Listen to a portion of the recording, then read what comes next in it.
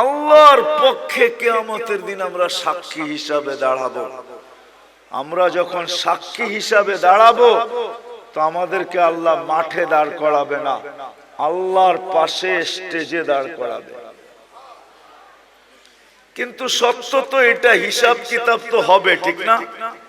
কি হবে না? হ্যাঁ, তা আমাদের নবীজি জিজ্ঞাসা করবে, আল্লাহ হিসাব কিতাব কিভাবে নিবেন? তা আল্লাহ বলে, সবাইটা যেরকম নিব এরকমই নিব। তা আমাদের নবীজি বলবে, যদি সবার সামনে আমার উম্মতের হিসাব কিতাব নেন তাহলে তো আমি তো লজ্জিত হয়ে যাব, কেননা আমার উম্মত তো দুনিয়াতে গুনাহ করছে, আমি তো লজ্জায় পড়ে যাব। তা আল্লাহ জিজ্ঞাসা করবে, তাইলে কিভাবে নিব? তো নবীজি বলবেন যে আমাকে নিতে দেন, আমি আলাদা ভাবে নেই। তা আল্লাহ প্রশ্ন করবে, আপনাকে যদি নিতে দেই তো আপনিও তো আপনার উম্মতের গুনাহগুলা দেখবেন, তখনও তো আপনার চেহারাটা লজ্জায় ছোট হয়ে যাবে যে তোমরা আমার উম্মত হয়ে এই গুনাহ করলা, তো করলা কি কইরা, ঠিক না? সত্য তো? আল্লাহ জবাব দিবে, বন্ধু ওয়াদা, আপনার চেহারা আমি লজ্জিত করব না, বিদায় আপনার উম্মতের হিসাব কিতাব নিব আমি বটে, কারো সামনে না, আপনার সামনেও না, আমি পর্দার ভিতরে নিয়ে নিব, আপনাকেও জানতে দিব না, কাউকে জানতে দিব না। তো আমরা আল্লাহর বড় কাছের, বড় মোহাব্বতের, এই জন্য আমাদের বয়সটা খুব কম, কেননা আল্লাহ চান না এই উম্মত বেশি ক্লান্ত হোক, কেননা যতদিন থাকবে তত ক্লান্ত হইতে থাকবে, ঠিক না? কি বলেন? মনে হয় বুঝাইতে পারতেছি না। যত বেশি দিন থাকবো তত বেশি কি, 950 বৎসর নূহ আলাইহিস সালাম ছিলেন, তো নিজেই ক্লান্তির কথা কোরআনে বলতেছেন, দাউতু কওমি লাইলাম ওয়া নাহারা, আমি 950 বৎসর রাত দিন দাওয়াত দিছি। এটা একটা ক্লান্তি না? না পরিশ্রম? না, বিশাল পরিশ্রম। 950 বৎসর টানা রাত দিন। তা আমাদেরকে আল্লাহ বেশি বয়স দেন না এই জন্য যে আল্লাহ চান না আমরা বেশি পরিশ্রম করি, এই জন্য বয়স কমায় দিছেন। আমার মনে হয় আরো কম দিতে চাইছেন, কিন্তু ভাবছেন আবার এত কম দিলে কেউ আঙ্গুল উঠায় কিনা, এই জন্য 60-70 বৎসর দিছেন, বেশি দেন নাই। কোন উম্মত কতদিন থাকবে দুনিয়াতে এটা কোন নবী রসুল বলা যায় না, কিন্তু আমাদের নবীজি আইসেই বলছে তোমাদের পরিশ্রম বেশি দিন করতে হবে না। আবার এটার উপরে একটা হাদিসও প্রমাণ আছে, আল্লাহর রসুল উদাহরণ দিয়ে বুঝাইতে চাইছেন যে কেউ শ্রমিক রাখছেন সকাল থেকে জোহর পর্যন্ত, এতটুক সময়ের বিনিময় পেয়েছে। কেউ জোহর থেকে আসর পর্যন্ত, সে এতটুক সময়ের বিনিময় পেয়েছে। আর আমাদেরকে আল্লাহ সময় দিছেন আসর থেকে মাগরিব পর্যন্ত। এই জন্য হানাফি মুযাব বলে আসরের নামাজ একটু দেরি করে পড়ো, যাতে মাগরিব আর আসরের মধ্যখানে ঘন্টা খানিক সময় থাকে। এই জন্য আমরা আসর কিন্তু দেরি করে পড়ি, যেন মাগরিব আর আসরের ভিতরে সময় কম থাকে। তো আল্লাহ রসুল বলছে তোমাদেরকে সকাল থেকে নিয়ে সন্ধ্যা পর্যন্ত বিনিময় দেওয়া হবে।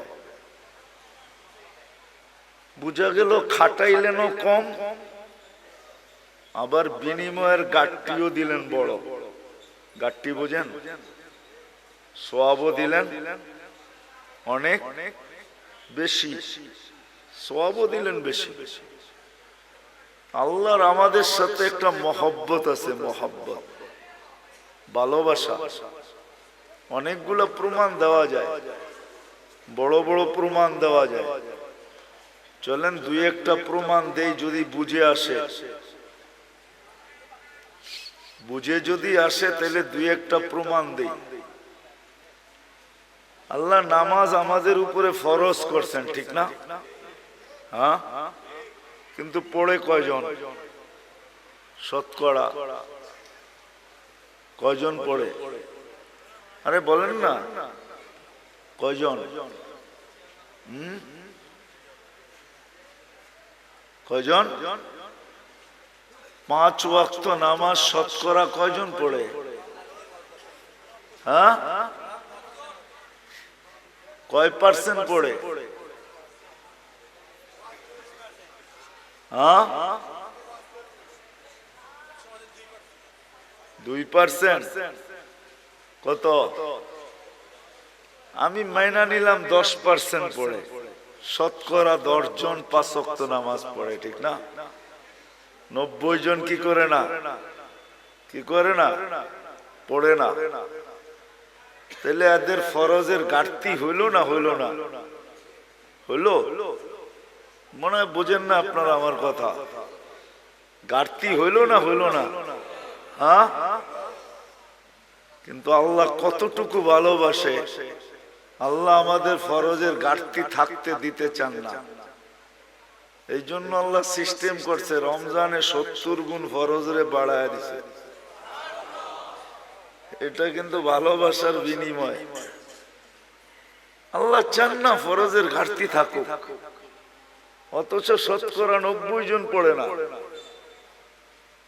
আল্লাহ বলে তোমাদের ফরজের ঘাটতি আমি থাকতে দিতে চাই না, কেননা তোমাদেরকে ভালোবাসি।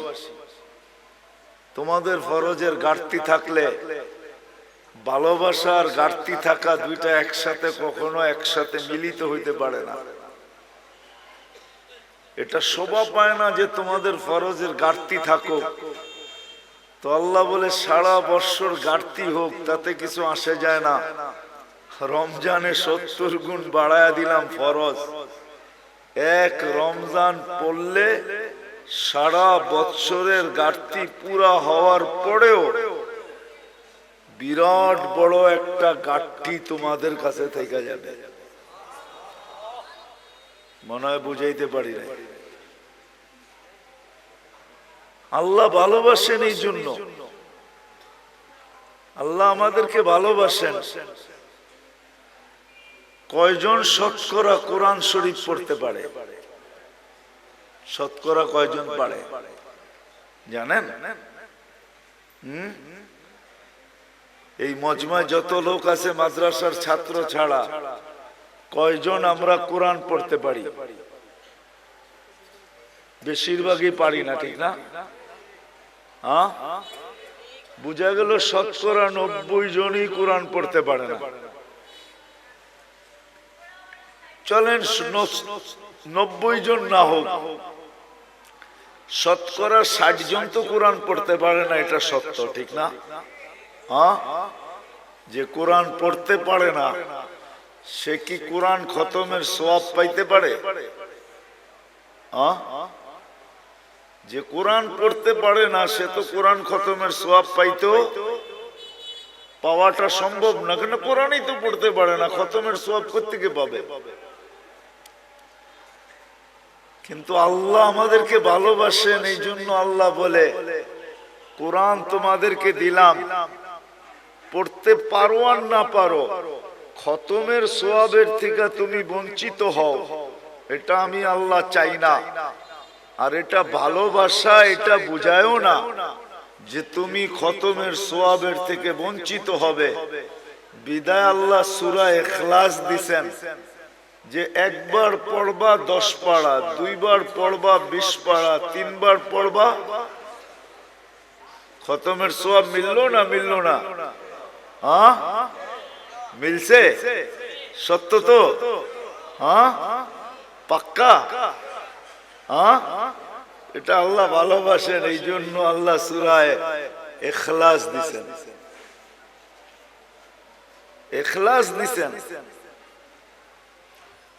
সূরা ইখলাস দিছেন। নামাজ আল্লাহ আমাদেরকে দিছেন, কিন্তু যতজনই শুনছেন নামাজ আমাদেরকে দিছেন, সবাই বলছে পড়বে কি কইরা, তাও 50 ওয়াক্ত কি করে পড়বে এরা? তো মুসা আলাইহিস সালাম আমাদের নবীজিকে বইলা কয়া কমাইতে বলছেন, কমায়া নিয়ে আসেন। তা আমাদের নবীজির কথা বুঝে আসছে, তুমি যা কমাইতে কমাইতে 5-এ নিয়ে আসছেন। যখন 5-এ আনছেন তখনও উনি বলতেছিল 5 ওয়াক্ত পড়বে না, আপনার উম্মত পড়তে পারবে না, 5 ওয়াক্ত পড়বে না, আপনি আবার কমায় নিয়ে আসেন। কিন্তু আমাদের নবীজি বলছে আমার লজ্জা লাগে।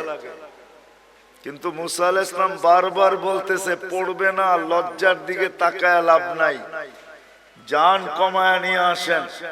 আপনার উম্মত 5 ওয়াক্ত পড়তে পারবে না, আমি তো 2 ওয়াক্ত পড়াইতে পারি নাই, আপনার উম্মত 5 ওয়াক্ত পড়বে কি করে, কমায় নিয়ে আসেন। আল্লাহ ভালোবাসে, এই জন্য কানে কানে বইলা দিছে 5 ওয়াক্ত নিয়ে যান, আমি নিজে সবাইকে ডাইকা ডাইকা পড়ায় নিব। এই জন্যই কিন্তু আল্লাহ ডাইকা ডাইকা পড়ায় আমাদেরকে, যদিও আমরা পড়ি না। যা হোক, যেটা বুঝাইতেছিলাম, কথা কিন্তু লম্বা হবে না, শর্টেই হবে, অল্প কথা হবে, অল্প। আমাদের জীবনটা অতি ছোট, অতি তুলনা দেখাইলাম আমি 950 বৎসরের সামনে 60-70 বৎসর, এটা অতি ছোট, অতি। কিন্তু একটা জবাব দিলাম যে আমাদেরকে এত ছোট বয়স কেন দিলেন, এটাই প্রমাণ দিলাম যে ছোট বয়স এই জন্য দিলেন, অল্প বয়স এই জন্য দিলেন যে আল্লাহ আমাদেরকে অনেক ভালোবাসে। মানুষ কোনোদিন ভালোবাসার পাত্রকে ক্লান্ত করতে চায় না, যে ভালোবাসার পাত্র ক্লান্ত হোক, ভালোবাসার পাত্র ক্লান্ত হোক, এটা মানুষ কখনো চায় না। যখন মানুষ চায় না তো আল্লাহ কি করে চাবে? এই জন্য আল্লাহ আমাদের বয়স কমায়া দিছেন। আমাদের বয়স, ভালোবাসার লিস্টিটা যদি দেখি না যে আল্লাহ আমাদেরকে কতটুকু ভালোবাসে, কিতাবে পাই নাই, কিন্তু আমার মন বলে, মানুষের একটা মনও তো আছে না, আমার মন বলে আল্লাহ আমাদেরকে আরো কম দিতে চেয়েছিলেন মনে হয়, যে আমরা খালি দুনিয়াতে পা রাখবো আর উঠা চলে যায় সিধা জান্নাতে ঢুকবো। 60-70 বৎসরও আমাদেরকে বেশি দিয়া দিয়েছেন। এই জন্যই কিন্তু আমাদের নবীজি আমাদেরকে বুঝাইতে চেষ্টা করছেন, বারবার বলছেন তোমাদের বয়স কম কম কম কম কম। আমার উম্মতি বাইনা 60 ও 70, 60-70 বৎসর আমাদের বয়স। কোন নবী কিন্তু উম্মতকে এইভাবে বলেন নাই, আমাদের নবীজি যেরকম আমাদেরকে বলছেন। কেননা আমাদের আল্লাহ যেরকম আমাদেরকে ভালোবাসেন, আমাদের নবীজিও আমাদেরকে এরকমই ভালোবাসেন। আমাদের আল্লাহ আমাদেরকে ভালোবাসেন, এরকম ভালোবাসেন যে কোনো উম্মতকে ভালোবাসেন না। হায়, আমার মনে হয় লেবেল কেন লাগাইছেন জানেন? হ্যাঁ, জানেন না? জিনিসে যদি চিহ্ন না থাকে না তো সবগুলা মিলা যায়, বোঝা যায় না কোনটা কিরকম, ঠিক না? তা আল্লাহ আমাদেরকে চিহ্ন লাগাইছেন, লেবেল লাগাইছেন, কুনতুম খায়রা উম্মাহ। উম্মত 100 লক্ষ হইতে পারে, কিন্তু তোমাদেরকে মিলাইলেও মিলবে না, কেননা তোমাদেরটাই লেবেল লাগানো আর একটাও লেবেল লাগানো না, তোমরা কারোর সাথে মিলবে না। এই জন্যই তো সাহাবায়ে কেরাম জিজ্ঞাসা করছে, ইয়া রাসূলুল্লাহ, কিয়ামতের দিন আমাদেরকে কেমনে চিনবেন এত মানুষের ভিতর থেকে? তা আল্লাহর রাসূল বলছে, চিনবো না কেন, তোমাদের গায়ে তো লেবেল লাগানো থাকবে। ওইখানে আবার লেবেল আরেকটা হবে, ওইখানে লেবেল আরেকটা হবে, ওইখানে আবার লেবেল আরেকটা লাগায় উঠাবে। গোর মুআজ্জাল মিন আসারি সুজুদ। তো আল্লাহ রাসূল উপমা দিয়া বুঝাইছে যে এক ধরনের ঘোড়ার ভিতর থেকে যদি একটা ঘোড়া সাদা হয়, বা এতটুক জায়গা যদি তার সাদা হয়, তো তোমরা চিনবে? তো বলছি, ইয়া রাসূলুল্লাহ, এটা তো সহজ, সবটি একরকম, আর এটাই শুধু আলাদা, তো এটা চিনবো না কেন? তো বলছে, তোমরাও কিয়ামতের দিন লেবেল লাগায়া উঠানো হবে। তো আমাদের নবীজিও আমাদেরকে খুব ভালোবাসেন, যেমন আল্লাহ ভালোবাসেন এমন নবীজিও আমাদেরকে ভালোবাসেন। আমার মনে হয় না কোন উম্মত, কোন নবী রাসূল তার উম্মতকে এতটুকু ভালোবাসেন। আমাদের নবীজি আমাদেরকে, আমরা যদিও ভালোবাসি না, আমরা শুধু বলি বাসি, আমরা বলি মুখ দিয়া যে নবীকে ভালোবাসি, কিন্তু ফতোয়া দিলে আবার উল্টা হয়ে যাবে।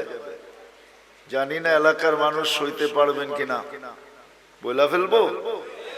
হ্যাঁ, জিও বুঝেন। কিন্তু আব্দুল কাদের জিলানী রহমতুল্লাহ আলাইহি লেখছেন ফাতহুর রব্বানির ভিতরে, ওনার একটা কিতাব আছে ফাতহুর রব্বানি, ওটার ভিতরে উনি লেখছেন লিসানুকা মুমিন কলবুকা মুনাফিকুন। তোর জবানটা তো মুসলমান, তোর দিলটা তো মুনাফিক। আমরা মুখে তো বলি মুহাব্বত করি নবীকে, কিন্তু আসলে দিলে মুহাব্বত করি না। এই জন্য আমাদের মুখটা মুসলমান হইতে পারে, কিন্তু দিলটা আমাদের মুনাফিক। আমরা মুখ দিয়ে বলি মুহাব্বত করি, কিন্তু দিল দিয়া না। কি দিয়া না? দিল দিয়া। প্রমাণ দিমু? এইখানে একজনও নাই মাদ্রাসার তালেবে ইলম ছাড়া যে আমি এই বয়সে যতবার চুল কাটছি, একবার যায়া আমি সেলুনে বলছি আজকে আমার চুলটা আমার রাসূল সাল্লাল্লাহু আলাইহি ওয়াসাল্লাম যেমন পছন্দ করতেন ওরকম ভাবে কাইটা দাও। এই শব্দগুলা বইলা চুল কাটছি জীবনে একবার। যার বয়স যতটুকু, কি কাটছেন?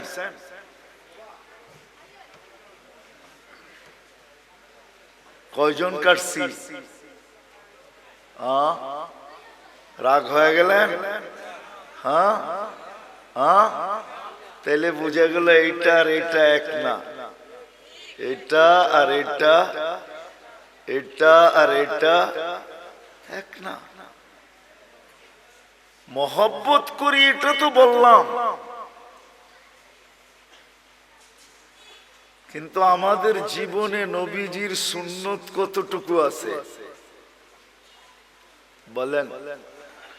কবির কথাই তো সত্য, তাসির রাসূল ওয়া তুযহিরু হুব্বাহু। কবির কথা আর আব্দুল কাদের জিলানী রহমতুল্লাহ আলাইহির কথা মিলা গেছে। তাসির রাসূল ওয়া তুযহিরু হুব্বাহু, রাসূলের মহব্বত করো এটা তো বলো, কিন্তু সর্বক্ষেত্রে নবীর বিরোধিতা করো, সুন্নতকে মানো না। তো কবি বলে তুমি যে কেমন মহব্বতকারী এটা আমার বুঝিয়ে আসলো না। যেটা আবার কেমন মহব্বতকারী বলো তো? মহব্বত করি তো আমাদের আল্লাহ আমাদেরকে মহব্বত করেন, এই জন্য বয়স আমাদেরকে বেশি দেন নাই, কেননা মহব্বতের পাত্র বেশি ক্লান্ত হোক এটা কেউ চায় না। যার ঘরে মেয়ে নাই, শুধু ছেলে আর ছেলে, তো এক সময় স্বামী স্ত্রী দুইজন মিলা বলে মেয়ে নাই, কি হয়েছে? ছেলে তো আছে, ছেলে দিয়া মেয়ে নিয়ে আসমু আর মেয়ের মতো পালমু। জিও, বুঝে আসতেছে? তখন শাশুড়ি আর বউদেরকে কাজ করতে দেয় না, কেন? মহব্বত করে। আল্লাহ আমাদেরকে মহব্বত করেন, এই জন্য বয়স দিছেন কম। আমরা বেশি খাটি, এটা আল্লাহ চায় না। আমি প্রমাণ দিছি, আরো কয়েক ডজন না কয়েক শত ডজন দেওয়া যাবে। আমাদের নবীজিও আমাদেরকে মহব্বত করেন। যদি মহব্বত না করতেন তাহলে আল্লাহ বলতেন না হারিসুম বিল মুমিনিন রাউফুর রহিম। এই শব্দগুলো আল্লাহ কোনোদিন বলতেন না। আমাদের নবীজিও আমাদেরকে মহব্বত করেন।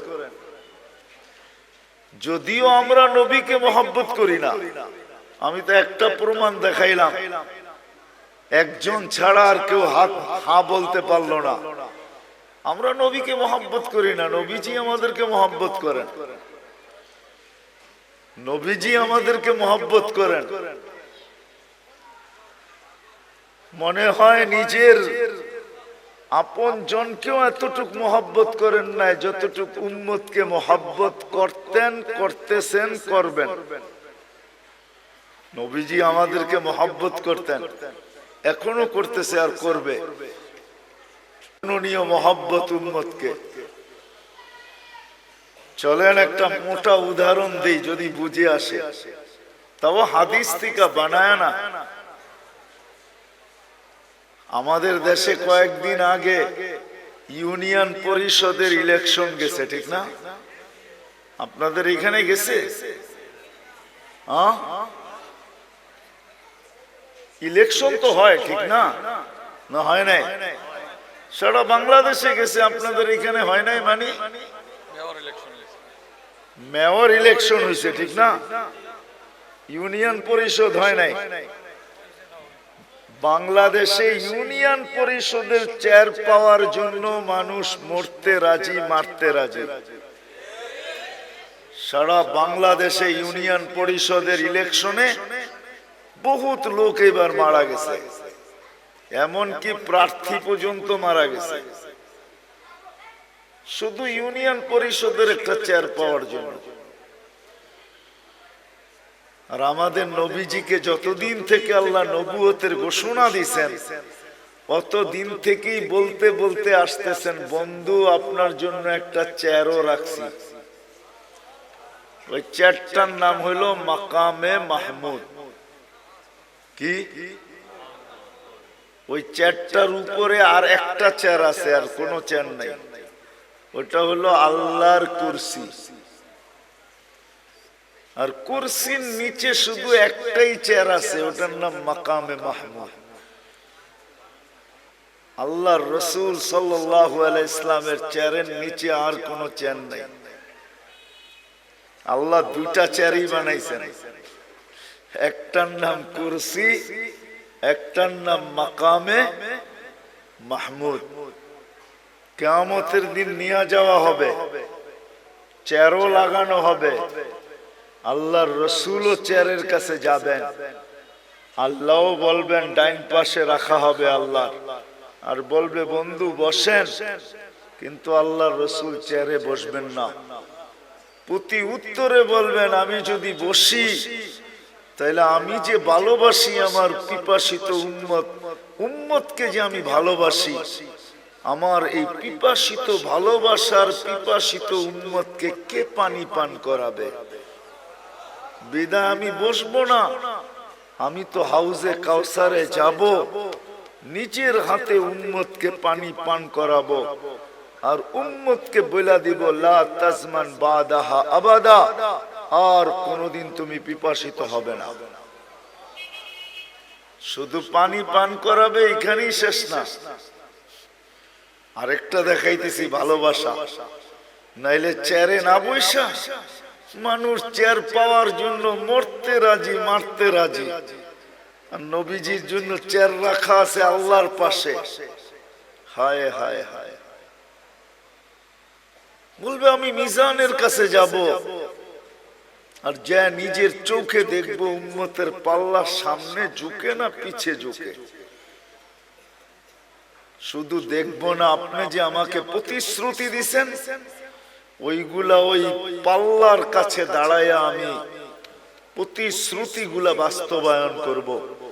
আপনি আমাকে প্রতিশ্রুতি দিছেন, আমি চাইলেই নাকি দিবেন। তো পাল্লা যখন সামনে ঝুঁকবে না, তো আমি চাবো, উম্মতের জন্য চাওয়ার হাত আপনার সামনে উঠায়া দিব। আপনি প্রতিশ্রুতি দিছেন সুপারিশ করলে কবুল করবেন।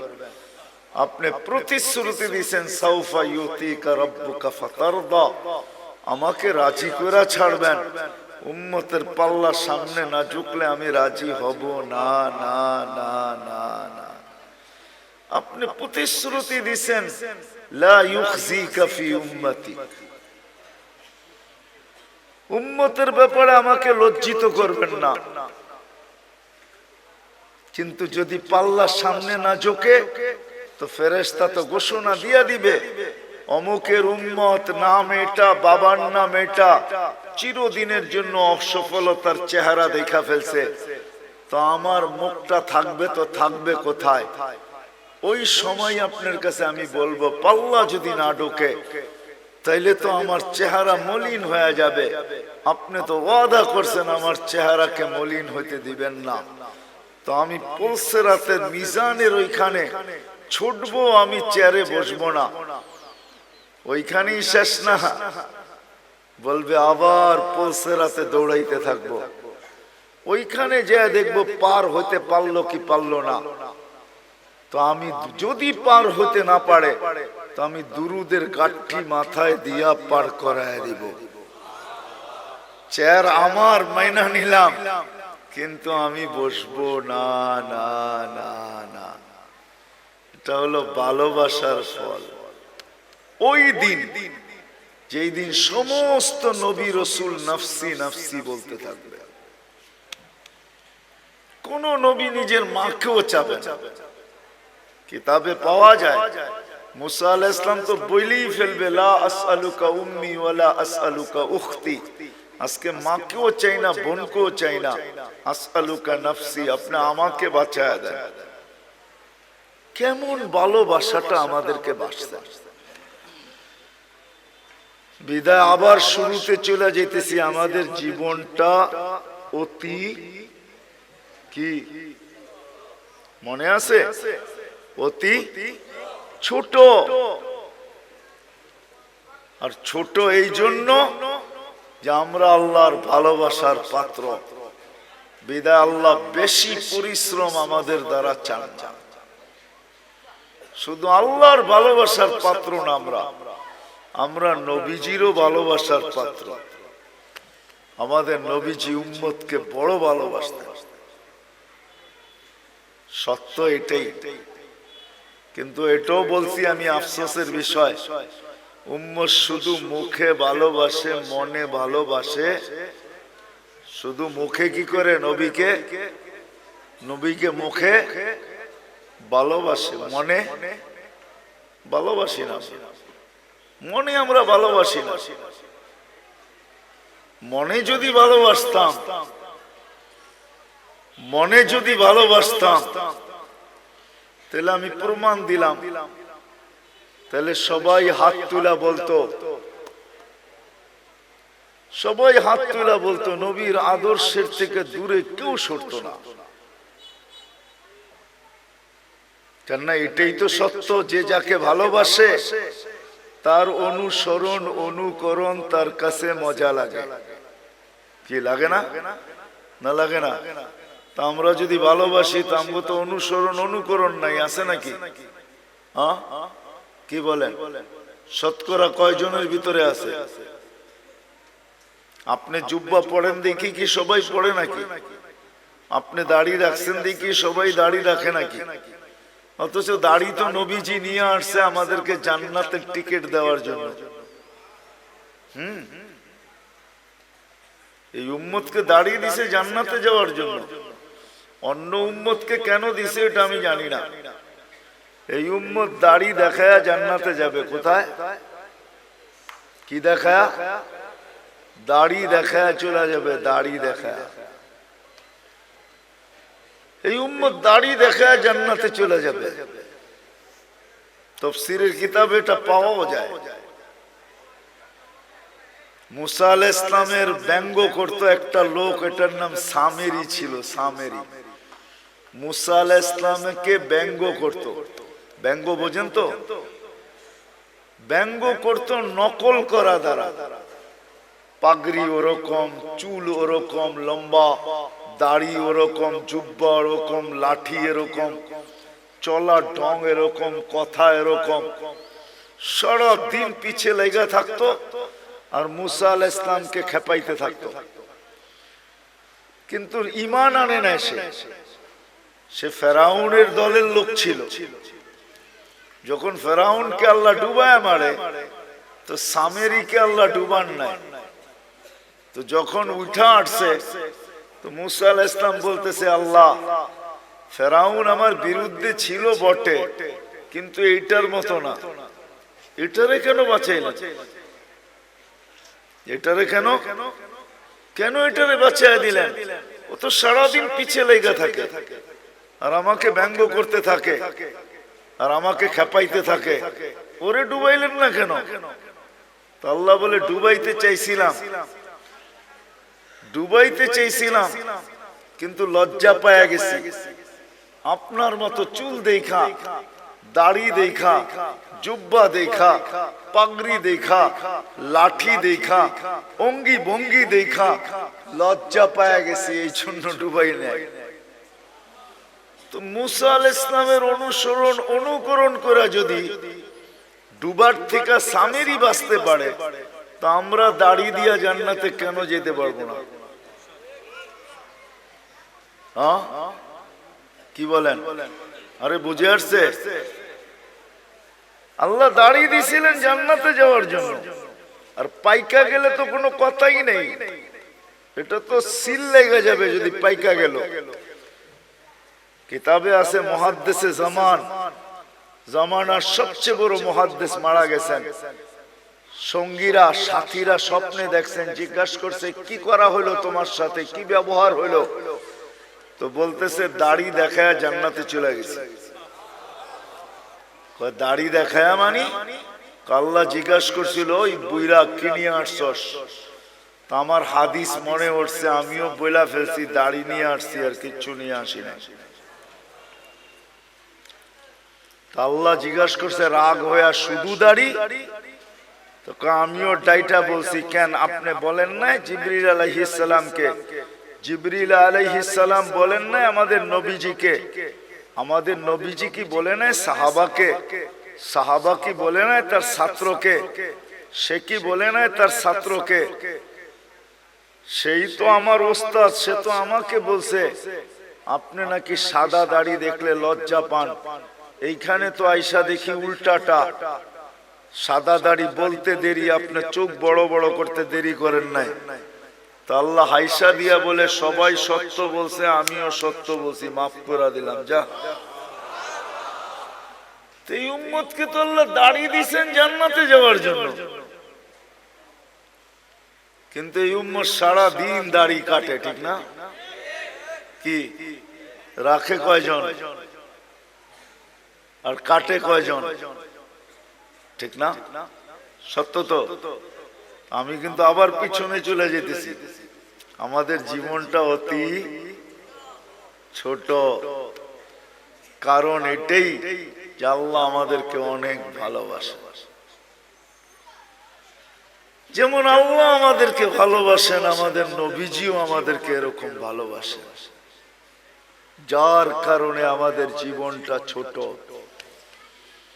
কেন ভালোবাসার পাত্র বেশি পরিশ্রম করুক, এটা কোনোদিন চায় না। যে ভালোবাসে সে চায় না ভালোবাসার পাত্র বেশি পরিশ্রম করুক, এটা চায় না। বিদায় আমাদের নবীজিও চায় না, আল্লাহও চায় না আমরা লম্বা জীবন পাই। আর একটা কারণও আছে, কিন্তু হাদিস মনে উঠলো এই জন্য বলতেছি। আমরা যে বেশি পরিশ্রম না করি এটার একটা প্রমাণ দিতেছি বয়সের হাদিস দিয়া। এই উম্মতের বয়সের অনেক দাম। 40-এ যখন পা দেয় তো এই উম্মতের 2-3টা রোগ আর হয় না। 15 থেকে নিয়ে 40 পর্যন্ত যদি এই উম্মত আল্লাহ আল্লাহর রাসূলকে মানা অবস্থায় পা দিল 40-এ, তো 3টা কঠিন রোগ আর হবে না। শ্বেত রোগ হবে না, পাগল হবে না, কুষ্ঠ রোগ হবে না।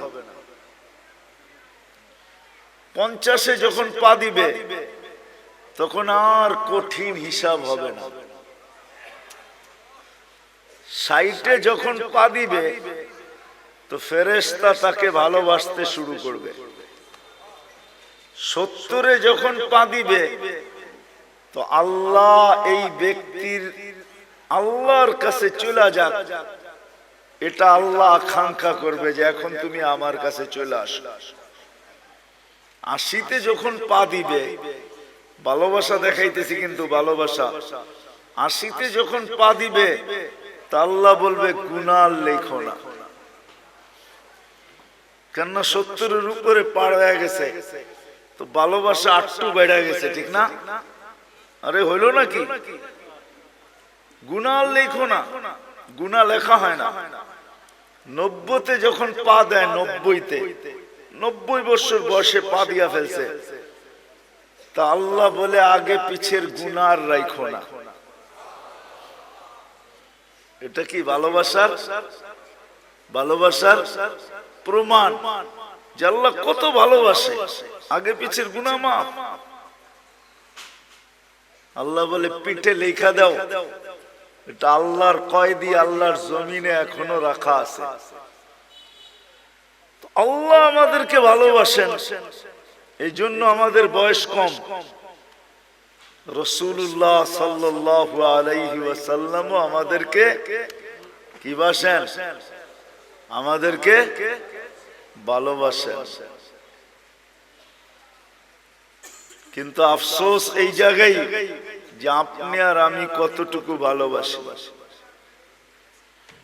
এই জন্যই আবারও বলতেছি, আমাদের জীবনটা অতি আমরা দোনো দিক থেকে ভালোবাসার পাত্র। দোনো দিক থেকে, দোনো দিক বুঝেন? আল্লাহর পক্ষ থেকেও আমরা ভালোবাসার পাত্র, আমাদের নবীজির পক্ষ থেকেও আমরা ভালোবাসার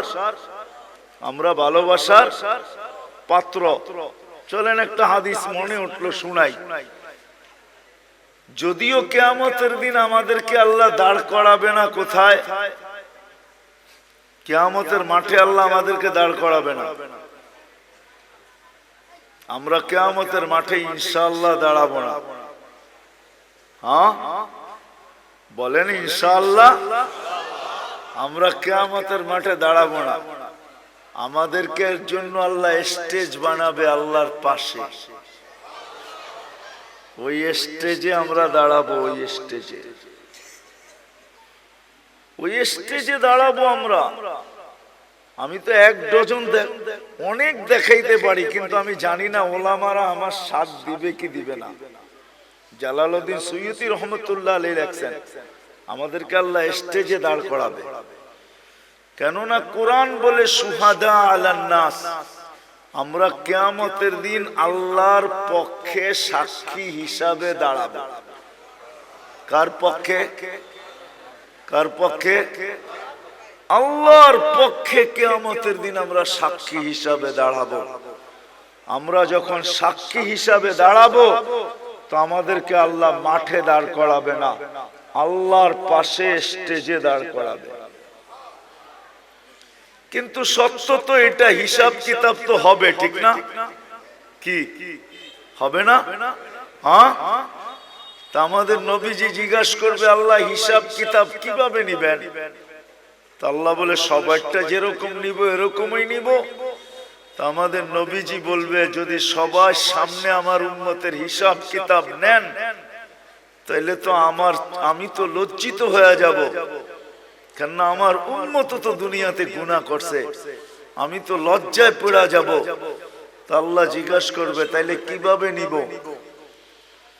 তো নবীজি বলবেন যে আমাকে নিতে দেন, আমি আলাদা ভাবে নেই।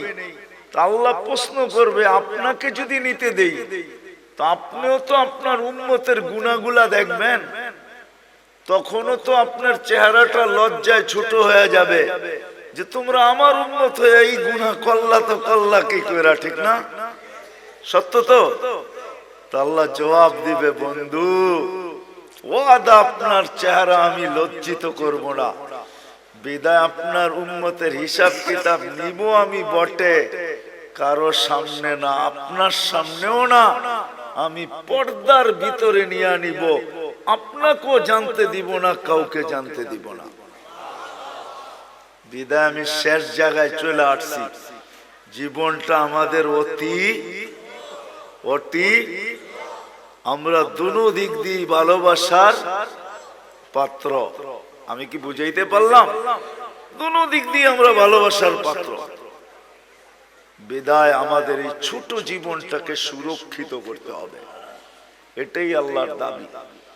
তুমি তোমার ছোট জীবনটাকে সুরক্ষিত করো, হেফাজত করো, সুরক্ষিত করো, তোমাদের কাছে এটা দাবি। সুরক্ষিত করো তোমরা তোমাদের জীবনটাকে, কেননা সুরক্ষিত করা, হেফাজত করা আমাদের প্রত্যেক নর নারী, যুবক বৃদ্ধ সবার কাছে আল্লাহর দাবি হলো।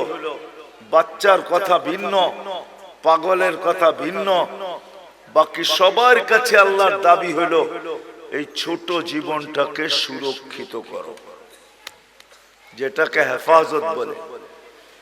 যে জীবনটাকে সুরক্ষিত করবে, যে জীবনটাকে সুরক্ষিত করবে,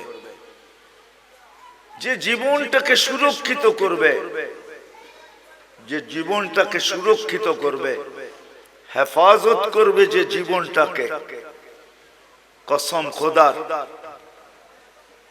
আল্লাহ যে আমাদেরকে ভালোবাসেন, আল্লাহর রসুল যে আমাদেরকে ভালোবাসেন, যে সুরক্ষিত করবে, সে যেন এই ভালোবাসার মূল্য দিল। মূল্য শুধু নিজের মূল্য অর্জন করলো না, সে যেন এই দুজনের ভালোবাসার মূল্য দিল, যে আল্লাহ আপনি যে আমাকে ভালোবাসেন, এই জন্য আমি আমার জীবনটাকে সুরক্ষিত করলাম। রাসূলুল্লাহ সাল্লাল্লাহু আলাইহি ওয়াসাল্লাম যে আমাদেরকে ভালোবাসেন, দুজনেরই দাবি আমাদের কাছে যে এই জীবনটাকে সুরক্ষিত করো। সত্য এটাই যে সুরক্ষিত করা যাবে, আল্লাহ আল্লাহর রাসূলের ভালোবাসার যেরকম মূল্য হবে, এরকম যে সুরক্ষিত করা যাবে, সেও আল্লাহ আল্লাহর রাসূলের কাছে বড় মূল্যের পাত্র হবে, বড় মূল্যায়নের পাত্র হবে, বড় মূল্যায়নের পাত্র। নাইলে আল্লাহর রাসূল এই কথা কোনোদিন বলতেন না। কেমন মূল্যায়নের পাত্র, হায় কেমন মূল্যায়নের পাত্র। একটা হাদিসের দিকে তাকাইলে বোঝা যায় আল্লাহর রাসূল বলছেন তোমরা কেমন মূল্যায়নের পাত্র হবে একটু শোনো।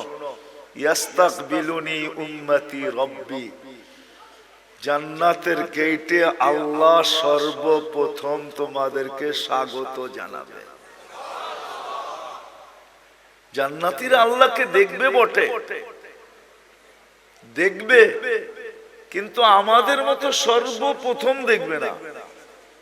আমরা তো জান্নাতে ঢুকার আগে আমরা আল্লাহকে দেখব, আল্লাহ আমাদের ইস্তেকবাল করবে। তাইলে একটু ভাবেন কেমন মূল্যায়ন, যে আল্লাহ গেটে আমাদেরকে স্বাগত জানাবে। নাহলে আল্লাহ রাসূল কেন বললেন ইয়াস্তাকবিলুনি উম্মতি রব্বি, আমার রব আমাকে আর আমার উম্মতকে জান্নাতের গেটে স্বাগত জানাবে। কেমন মূল্যায়ন, কেমন মূল্যায়ন।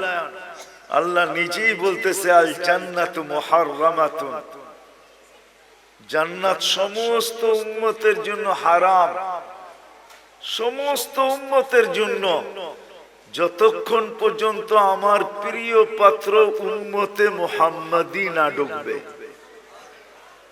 আমরা যতক্ষণ পর্যন্ত না ঢুকবো কোন উম্মতের জান্নাতে ঢোকার কোনো অনুমতি নাই।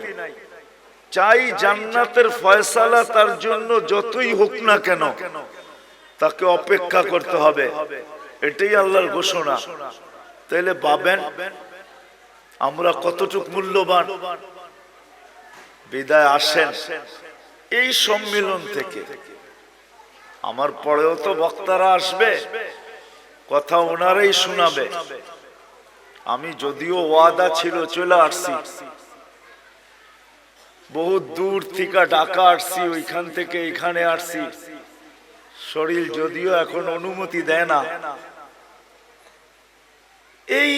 এই মজমার থেকে, সম্মেলন থেকে আমরা প্রতিজ্ঞা করি আমাদের জীবনটা কিন্তু ছোট, অতি ছোট। আর ছোট কেন এটা আমি দেখাইলাম, যে আমরা আল্লাহর বড় প্রিয় পাত্র, আল্লাহর রসুলের বড় প্রিয় পাত্র। বিদায় আল্লাহ আল্লাহর রসুল চান যে আমরা আমাদের জীবনটাকে সুরক্ষিত করি।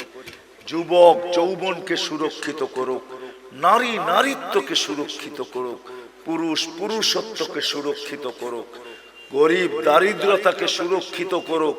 যে যে অবস্থানে আছে সে নিজেকে সুরক্ষিত করুক। কেননা আমরা দুই দিক থেকে প্রিয় পাত্র। আল্লাহ চান না যে আমরা কিয়ামতের দিন প্রিয় পাত্রের উল্টাটা না হই। এই জন্য আল্লাহ চান আমরা আমাদের জীবনটাকে সুরক্ষিত করি। কিন্তু সুরক্ষিত সহজে কিভাবে করব? কিভাবে সহজে সুরক্ষিত করব? প্রত্যেক ব্যক্তি কিভাবে করবে? যুবক কিভাবে করবে? নারী কিভাবে করবে? পুরুষ কিভাবে করবে? প্রত্যেক ব্যক্তি, প্রত্যেক অবস্থানওয়ালা, পেশাওয়ালা, বাসাওয়ালা, রংওয়ালা, কালারওয়ালা, প্রত্যেক ব্যক্তি কিভাবে সুরক্ষিত করবে? আল্লাহ মুহাম্মদুর রাসূলুল্লাহ সাল্লাল্লাহু আলাইহি ওয়াসাল্লামের মাধ্যমে আমাদেরকে এটা শিখাইছেন যে আমরা কিভাবে সুরক্ষিত করব। এই জন্য আমি দুই চারটা দেখাইছি আপনাদেরকে। এটাও কিন্তু সুরক্ষিতর একটা।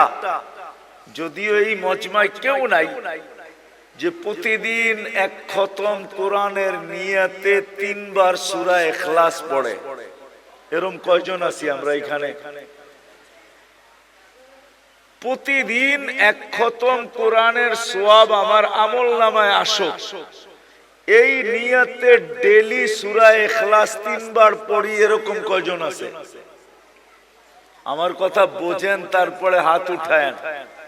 প্রতিদিন পড়ি, প্রতিদিন কন্টিনিউ আমি ডেইলি পড়ি, এই নিয়তে যে কোরআন পড়তে পারি না তাতে কি আসে যায়, আমি ডেইলি এক খতম কোরআনের সওয়াব আমার আমলনামায় নিতে চাই। এই নিয়তে আমরা কয়জন পড়ি?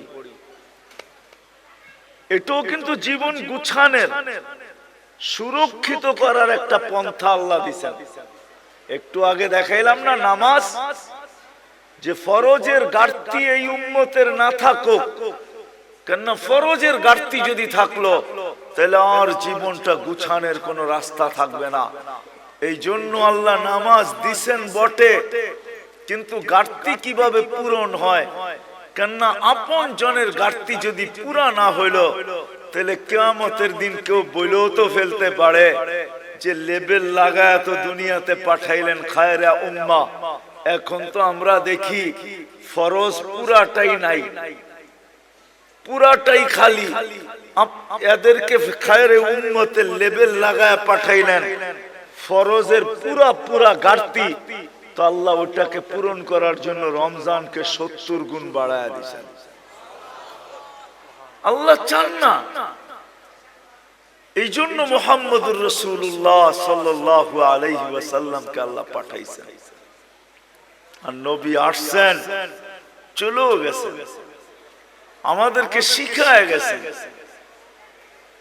শিখায় গেছেন, আদর্শ দিয়া গেছেন। আল্লাহ নিজেও ঘোষণা দিতেছেন, আল্লাহ নিজেও ঘোষণা দিতেছেন, লাকাদ কানা লাকুম ফি রাসূলিল্লাহি উসওয়াতুন হাসানা। আল্লাহ নিজেও ঘোষণা দিতেছেন, ওয়া ইন তুতিউহু তাহতাদু। আল্লাহ নিজেও ঘোষণা দিতেছেন, মান আতা আর রাসূল ফাকাদ আতা আল্লাহ।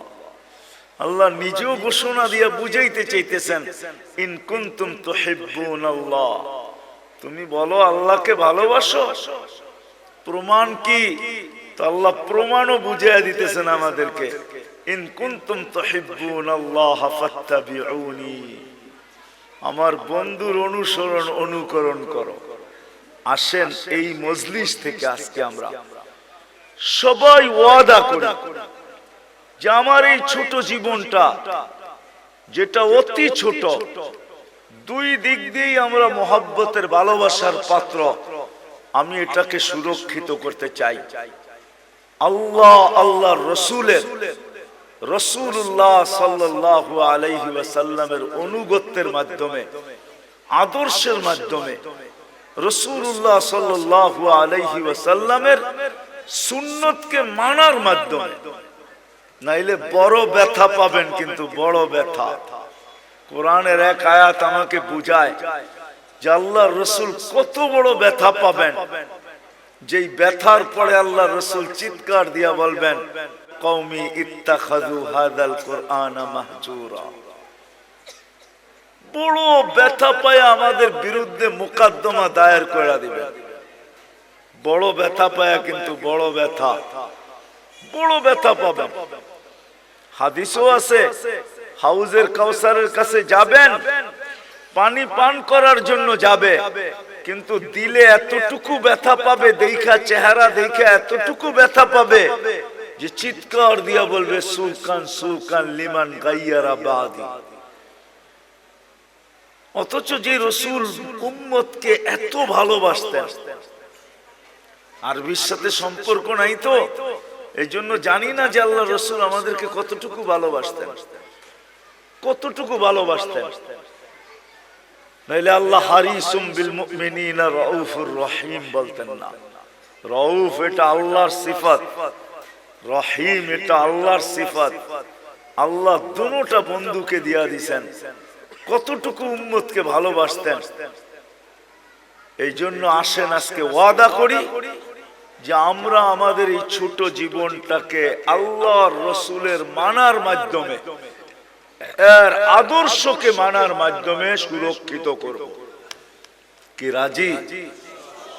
ওয়াদা পাক্কা? কিন্তু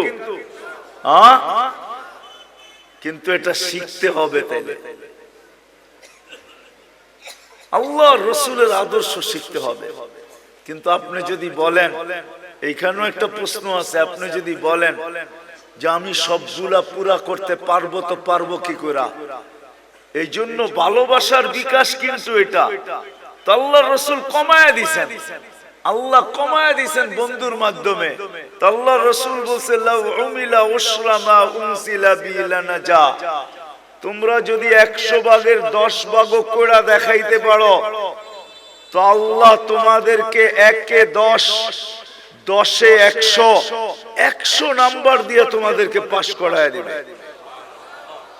আরো নিচে নেমে আসছেন, বলছে শোনো শোনো শোনো শোনো, যদি ঈমান তোমাদের ভিতরে থাকলো, ঈমান যদি নিখুঁত হইলো, 100 ভাগের 10 ভাগও যদি না পারলে, একটা সুন্নত ধরেও যদি ঝুলতে ঝুলতে কবরে চলে আসলে, মান তামাসসাকা সুন্নতি ইনদা ফাসাদি উম্মতি, যেই সময় চতুর্দিকে ফিতনার ফাসাদ চলতে থাকবে, যেই দিকে সর্বশ্রেষ্ঠ মানুষ, কেমন ফিতনা আপনি ভাবেন, কেমন ফিতনা। একটা উদাহরণ, কারো বিরোধিতার জন্য না, উদাহরণ।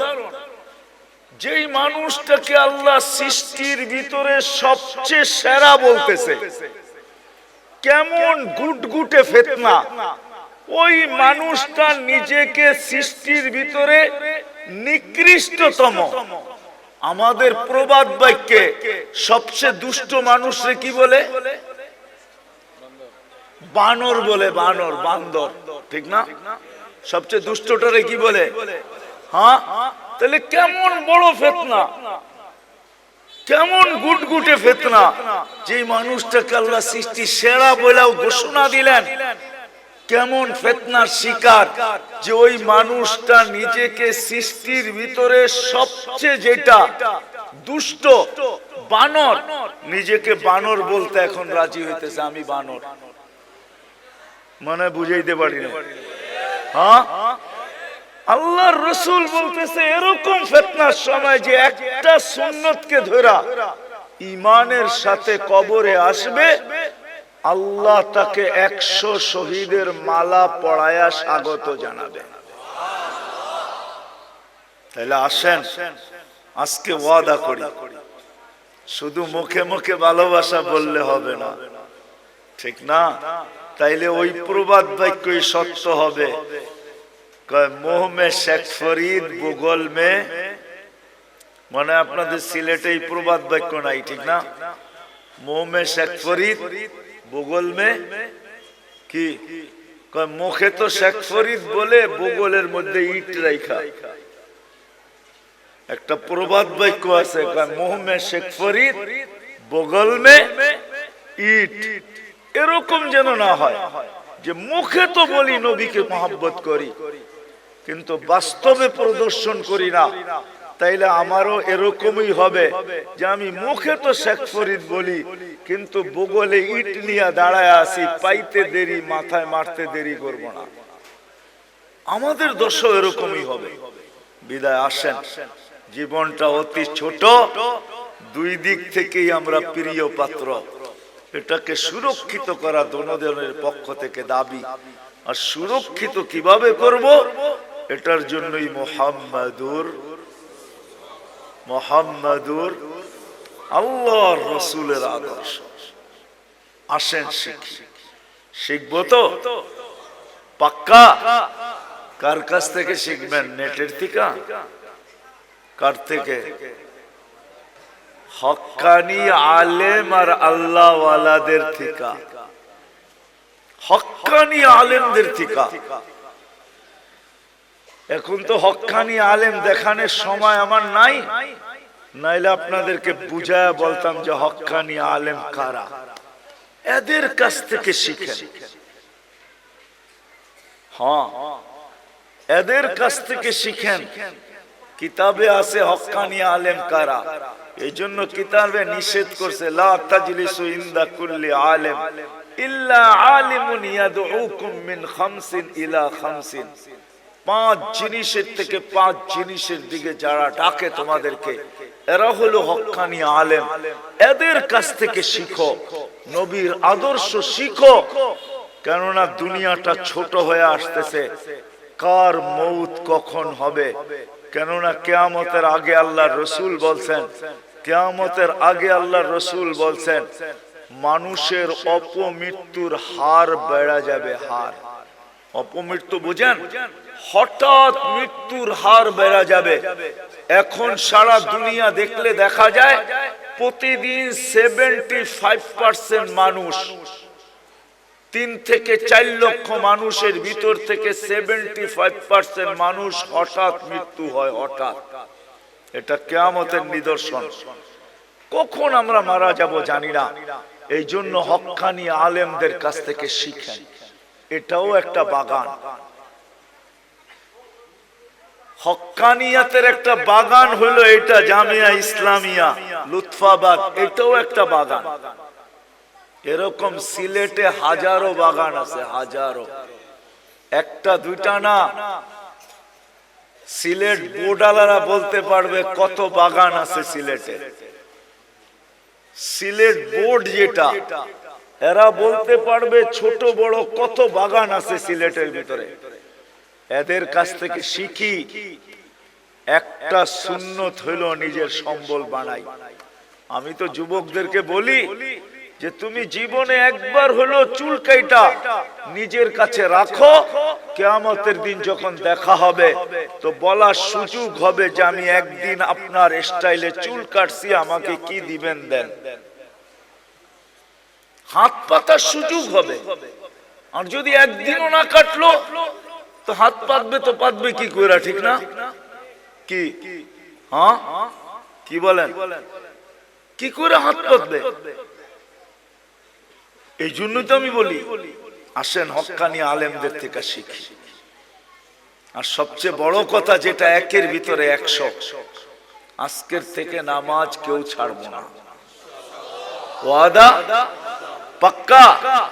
আল্লাহ আমাদেরকে আমল করার তৌফিক দান করেন। কেউ উঠাউঠি করবো না। ওমা আলাইনা ইল্লাল বালাগ।